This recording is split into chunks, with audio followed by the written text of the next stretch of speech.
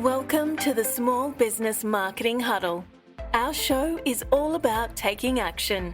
We equip you with the marketing knowledge and confidence you need to make real progress. So let's huddle up and listen in to the latest episode with your host, Lily Richmond.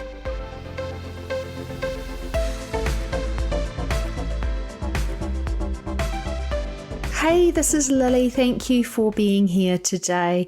If you're already subscribed to the show, thank you very much. I do really appreciate you being here. And I'm really stoked that you are taking some proactive steps to take control of your marketing.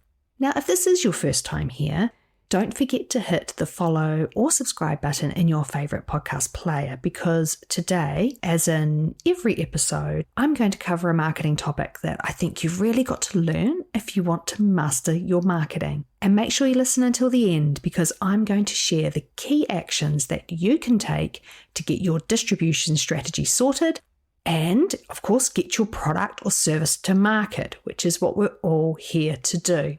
So let's get into the episode. So today is part 6 of 7 in my series on where to start with your marketing when you are just starting up in business. We are getting close to the end. It has been a bit of a marathon, but we've covered some great topics. So let me quickly recap what we've covered so far. In part 1, we covered how to make your product or service totally irresistible to your consumer. In part 2, we uncovered who your target market was and your ideal customer. Then in part 3, we crafted a single-minded statement on how you make your customer's life better. And part 4, we demystified how to set pricing so that you can win business and make a profit.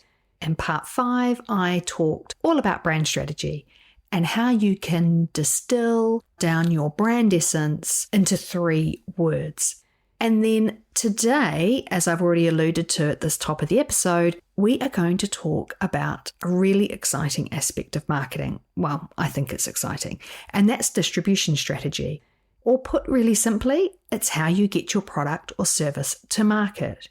So by the end of today's episode, you are going to have nailed down what your distribution strategy is going to be, and then the actions that you're going to need to go away and take in order to make that happen.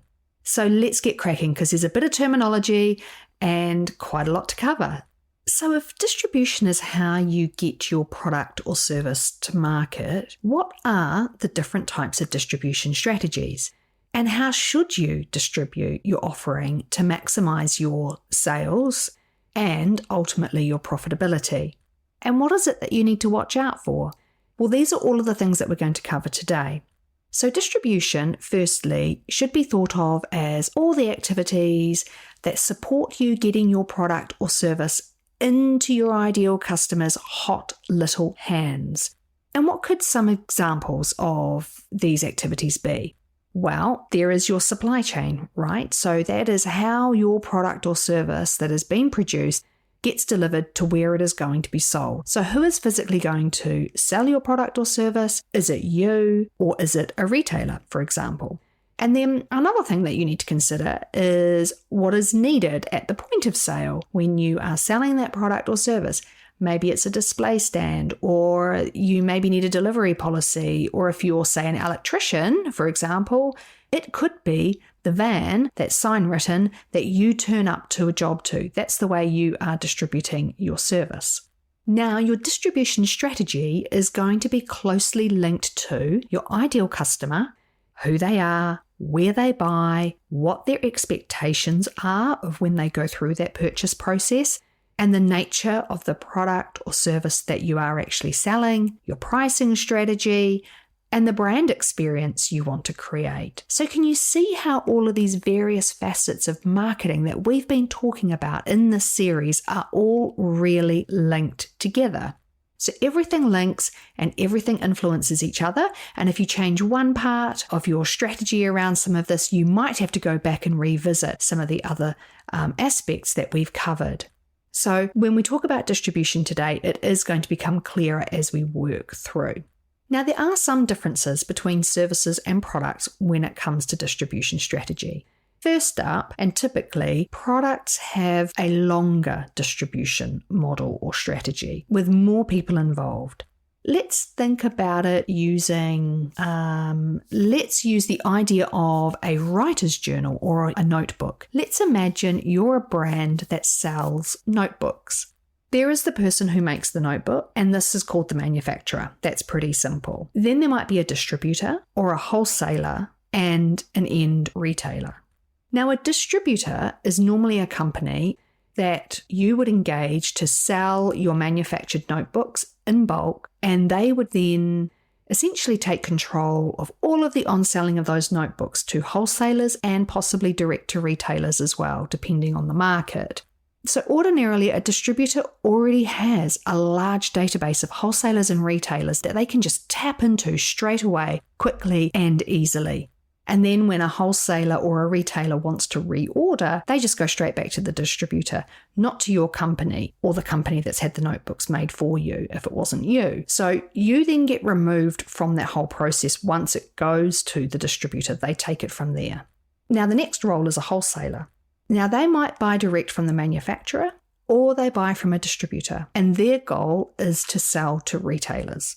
And then finally, there is the retailer. So they are the ones that sell the notebook to me, the consumer, either via a bricks and mortar store or through an online channel. So does the difference between a wholesaler and a distributor seem confusing to you? Why are both of these types of parties in a distribution chain, why are they even needed? Well, distributors normally deal in very large volumes, and they often will deal with manufacturers who only want to sell really large quantities of product. They often have exclusive supply agreements in place as well. So a manufacturer will only sell to one distributor in a particular market. And so using a distributor is very common if you're trying to get your product into an international market. They have the relationships, the contacts, and the market context for that particular market that ultimately could take you as a business owner years and years for you to get a handle on if you were going to do it yourself. And often some retailers, wholesalers, they will only deal with a distributor as well. So if you're trying to get into a particular market, you might find that it's really difficult for you to actually get straight to a wholesaler, for example. So distributors can be quite big gatekeepers. Now, a wholesaler might also go direct to the manufacturer, okay? So if that manufacturer is maybe smaller and is not selling huge volumes, so let's use this notebook example again. Say you were physically going to manufacture your own notebooks at your small local factory that you have. You might not be able to or want to supply volumes that are large enough to work with a distributor. So in that case, you would work with wholesalers. Or, to confuse things more, you might decide that you want to sell direct to retailers yourself, and you're effectively the manufacturer and the wholesaler at the same time, and you're selling direct to retailers. Or, differently again, you might decide that you want to sell direct to the consumer. And there are pros and cons of each of these different strategies, and we will cover that off, so sit tight. Okay, so market context also plays a really big role here as to how your product is going to get to market. Typically, the bigger the market and the volume that you want to sell will dictate whether you use a distributor, wholesaler, or go direct to the retailer or sell directly yourself. Okay, so me explaining manufacturer, distributor, wholesaler, and retailer is all well and good, but the world has changed dramatically for many industries. So think about, globalization and the internet. They've created what we call in the biz disintermediation. So I told you that we marketers, we love some complicated jargon. Basically, all this means is that globalization and the internet have cut out the middleman in a lot of cases. So let's use our notebook example again. You could still manufacture your notebooks at your local factory, but you might become an Amazon seller. So you're the manufacturer working directly with one of the biggest online retail brands to get your product straight to market. Of course, this isn't free, but you've cut out all those middlemen along the way that clip the ticket, so to speak. Or you might set up a Shopify website and sell direct to your consumers, and that might be the only way that you plan to sell your products. And we'll cover that a little bit more when we get into the strategies. So you can see that these old models, they're getting turned on their heads. It is so much easier now to find manufacturers who will work with small minimum quantities. You can work direct with distributors offshore to import products. You can drop ship. This is where you never even see the end product that you're selling. The consumer orders it from your website and your supplier sends that product direct to your consumers. Now, you might be feeling a bit confused. What way should you go? Well, I'll share some insights on this shortly. But for now, let's move on to the distribution of services. So as I've mentioned, services work a little bit differently. So let's use the electrician example again from earlier in the episode. So you deliver your service direct to your consumer in this case. What would your distribution channels actually be? And this could include what I would call your owned distribution. So think your website, telephone, your customer service email address. And then there's the physical service that is delivered from your van where you rock up to rewire someone's house. Now, you might have some other methods, though, of distributing your electrical services, and I like to call this third-party channels. So this is where your service is distributed via a third party that you have a relationship with. So, for example, you might be a preferred provider for a home insurance brand. Or you might have set up your own referral partnerships with local home renovation companies or builders. You might have contractual partnerships with large construction firms. So all of these examples are third parties who essentially get your service to the market and in front of the end customer. So in this case, your focus isn't so much in selling direct to the consumer that needs the electrician. It's selling your business and your capability to that third party who are then going to have the end customer who needs the electrical services supplied. Now, episode 4 of the podcast on buyer roles is a really great one to listen to if you want to understand more about who you really need to be influencing and marketing to, especially when it isn't direct to the end consumer, like the examples that I've just talked through. So that's a rundown on services very quickly. And now let's move on to some of the different strategies and the things that you need to consider. So now you know the basics of how products and services get distributed. What type of distribution strategy should you be employing? Now, I want to keep this really simple, so I'm going to talk about 2, direct and indirect. Okay, so let's cover direct first. This is where you are distributing the product or service direct to your consumer. There is nobody in the middle. So this is our notebook manufacturer who is selling directly to the end consumer, say on their website. Okay, so you've got a website set up. Or this is the electrician who books electrical maintenance jobs direct with consumers who inquire on their website. Those are both examples of direct distribution strategy. Now, what are the pros and cons of this? The pros are you have complete control over the customer experience. You get direct feedback from the customer about what works and what doesn't, and you get to build the relationship direct with that consumer. The cons of a direct distribution strategy is that you have to manage everything.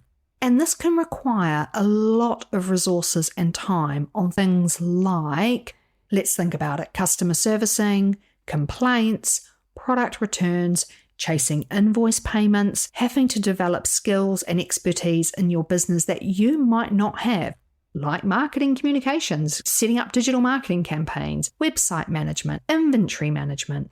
I think you get the picture. Direct can be quite a lot of work. Now, financially with this distribution strategy, you get to keep all of the margin because there are no middlemen who want a slice of that margin, okay? But conversely, you will have more costs in your business. Someone has to answer the phones, carry out training, post-purchase servicing, all of those sorts of things. So the upshot is a direct distribution strategy is perfect when you want or you need to have tighter control over the sales, customer, or brand experience. Moving on to the second strategy. This is called indirect. This is where you sell your products and services via a third party, like a distributor, a wholesaler, or a retailer, or maybe it's a franchise partner. For services, it might be a preferred or a contractual partner that you sell through. Now, the pros of this approach, you are not responsible for the end customer relationship. You don't have to worry about selling or marketing your product to get the sales. Although it's important to note, you might have to invest in growing your brand so that there is awareness of it in the marketplace. You might still have to do that. But there is no dealing with returns, customer inquiries, that sort of thing. that's taken care of by the other parties in your distribution relationship. Sounds perfect, doesn't it? You don't have to have any of the control at all. But that is where some of the cons come in. When you use an indirect distribution strategy, you do lose some control because someone else is taking care of getting your product into the consumer's hands. So you get removed from your customer. And that can be quite hard for you to get feedback on what works and what doesn't. And you might only hear that third hand through the retailer or the wholesaler. And if you want to create a particular customer and brand experience, it can be really hard to do when you are not in control of that selling process to that end consumer. Okay, so financially, with an indirect distribution strategy, you do make less margin per unit you sell. And that's because you have to share that margin with potentially the wholesaler and the retailer, right? Or the distributor. So the upshot is that when you sell indirectly, you have to sell more units to hit the same revenue target. But you have to offset the fact that you're also avoiding costs and resource commitments by not having to do all the marketing to get the sales, to answer phone calls, or provide that after-sales support. That's why you have to share the margin, because someone else is taking on some of the operations and the cost for you. So indirect distribution strategies are great when you don't want to be doing all the heavy lifting, selling and servicing, or you want to access the relationships of, say, a distributor or a contractual partner. Think of that electrician who works under contract for a commercial construction company. This frees up your business to focus on what it's good at, and it doesn't have to get spread too thin trying to develop a sales channel and a sales pipeline because that commercial partner is doing that for you. So that's the two core strategies explained. But there's an important aside here if you're a product-based business and you choose an indirect distribution strategy. It's really key to consider how exclusive or mass you want to go with distributing your product. Again, let's think about those notebooks. Is your goal to have mass appeal and be in every bookstore across your country? Or is it to be more selective than that? You only want it to be stocked in, say, high-end homeware boutiques because it's a premium product with a high retail price? Or would it be something only you would stock exclusively with one retailer? The point here is that your choice to be mass, selective, or exclusive directly correlates to your pricing, your branding, and your positioning that you want to achieve. That's where it's key for you to maybe go back through the earlier episodes and the work that you've done on those to think about, well, what's my pricing strategy going to be? What kind of brand do I want to be? What sort of brand experience am I wanting to create? That might dictate the type of approach you take if you're doing indirect distribution. Do you want to be in every supermarket or do you want to be in high-end stores? That's quite a key decision for you to make because that's going to influence how your brand actually appears in the marketplace. Okay, so after the break, I'm going to share a series of actions with you that you can take right away that are going to help you come up with the distribution strategy that is right for your business so you can get to market. Okay, so let's get you to market. Now, as I work through these actions, you might find it easier to work along with a workbook. So I'm going to drop a link in the show notes for you to access distribution strategy that gets you to market. That's the workbook. Or you can head to my website and you can grab it there. The URL is marketingonDemand.co/startup6. Action number 1. I want you to list out all the ideas you have around where your customer would be able to purchase your product or service in an ideal world. So just do a bit of free-form brainstorming there. Action number 2. I would then want you to map out the chain of events right from how the product or service is made, who it passes through, and how it gets to the places that customer is going to buy from. And I want you to highlight which ones of these are your owned channels versus third-party channels. And there's kind of a sub-action within here.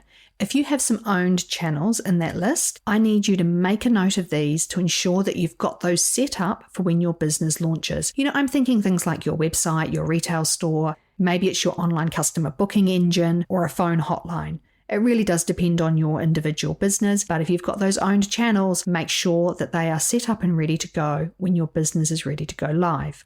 If you have some third-party channels, I want you to go away and do some research on how you would get access to these. For example, if you want to sell to wholesalers, well, who are those key wholesalers in your market that you need to approach? If you've got a particular retailer in mind, for example, It might pay to find out how they purchase the products that you might want to have stocked in their store. You might have to go through a distributor. You might have to go through a wholesaler. You might realize that you're going to have to start producing in a certain amount of volume to be able to get into that distributor or wholesaler to get to that end retailer that you want to. So you need to do some research here to understand what is actually required. Action number 3. Once you've done that research, I want you to narrow down which distribution channels are going to be your priority. And if it was me and my business, I would be focusing on those where the most sales are going to come from as a starting point. And you can build out other channels at a later date. But when you're just getting started out, you need to get as many sales in as possible. So it's a good idea to start with where the bulk of your sales might come from. And a good hint of where this might be is really the primary place that your consumer would expect to go and buy your product or service. Now, action number 4, this is where I want you to make a pretty honest assessment of the channels that you've selected here. Realistically, what parts of the distribution chain do you want to be doing? And what do you have the capabilities to do? So for example, you might like the idea of taking the full margin for a product you sell by creating a website and selling your products direct to the consumer. Awesome.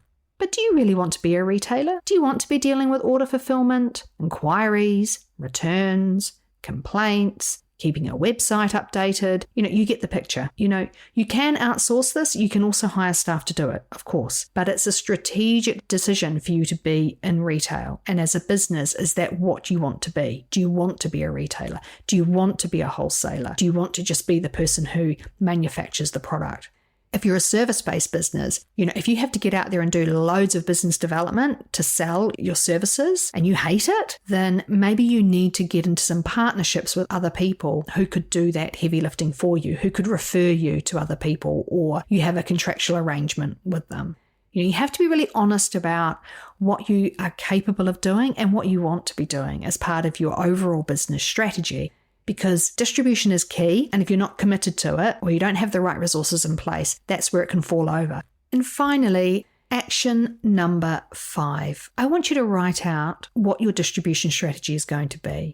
That my service-based business is going to use an indirect distribution strategy. This is how I'm going to do it. These are the key players, and this is how the service will get to my end consumer. And it's the same for product, right? I'm going to use an indirect distribution strategy.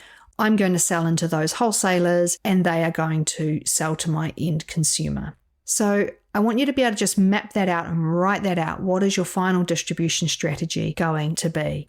And then you can create an action list of everything that you need to tackle and do to be able to turn that distribution strategy into a reality and something that's, operational in your business from day one. Well, ultimately, you need to have it ready before day one. So get cracking on that. It's a really important part of your business. And distribution often gets overlooked, I've got to say. A lot of people don't really think about how they're going to get their product to market, and it all falls over if distribution doesn't work properly or that experience is really clunky for the consumer. So take the time. It's a really important part of marketing, and I think it's one of the exciting ones because it's where the rubber hits the road. And a great campaign, a great looking brand, it's an amazing thing, but it's only amazing if it's backed up with that experience of when someone goes to buy the product or service, they have a great experience. It's what they expect and it works how they expect it to. So keep that in mind. Okay, so that is everything for the huddle today. Thank you so much for joining me. I hope you enjoyed this episode and you are a little bit wiser and you've got some clearer ideas on how you are going to tackle distribution strategy for your new business in your startup phase. And next time on the Small Business Marketing Huddle, and I have to say, for the last episode, it's going to be a cracker of an episode because we're going to talk about how you put it all together with your communications, how you actually get out there and tell the story about your business. So we're going to talk about marketing calendars, we're going to talk about initiative plans, what sorts of communication channels should you be using. It's going to be action-packed. So make sure you are subscribed to the podcast and then you won't miss that episode. Now remember, there is a workbook from today's episode and you can grab that in the show notes. I will drop a link there, or you can head to my website and you can grab it. The URL is marketingondemand.co/startup6. Thank you so much for listening, and I'll catch you at the next episode of the Small Business Marketing Huddle.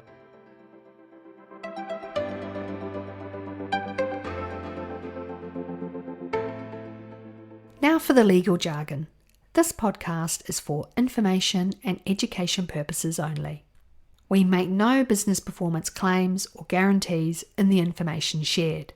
The podcast content is general in nature and does not constitute advice for your unique business situation.